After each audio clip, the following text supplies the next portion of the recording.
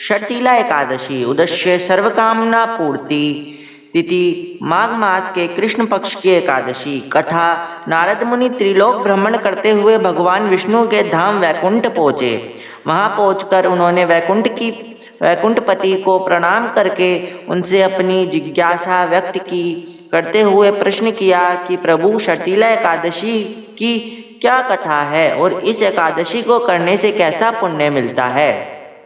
देव ऋषि द्वारा विनीत भाव से इस प्रकार प्रश्न किए जाने पर लक्ष्मीपति भगवान विष्णु जी ने कहा, प्राचीन काल में पृथ्वी पर एक ब्रह्माणी रहती थी। ब्रह्माणी मुझ में बहुत ही श्रद्धा एवं भक्ति रखती थी। यह स्त्री मेरे निमित्त सभी व्रत रखती थी। एक बार इसने 1 महीने तक व्रत रखकर मेरी आराधना की। व्रत के प्रभाव से स्त्री का शरीर तो शुद्ध तो हो गया, परंतु यह स्त्री कभी ब्राह्मण एवं देवताओं के निमित्त अन्न दान नहीं करती थी। अतः मैंने सोचा कि यह स्त्री वैकुंठ में रहकर भी अतृप्त रहेगी। अतः मैं स्वयं एक दिन भिक्षा लेने पहुंच गया।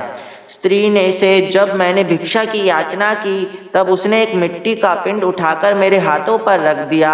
मैं वह पिंड लेकर अपने धाम लौट आया। कुछ दिनों पश्चात वह स्त्री भी देह त्याग कर मेरे लोक में आ गई। यहाँ से उसे एक कुटिया और आम का पेड़ मिला।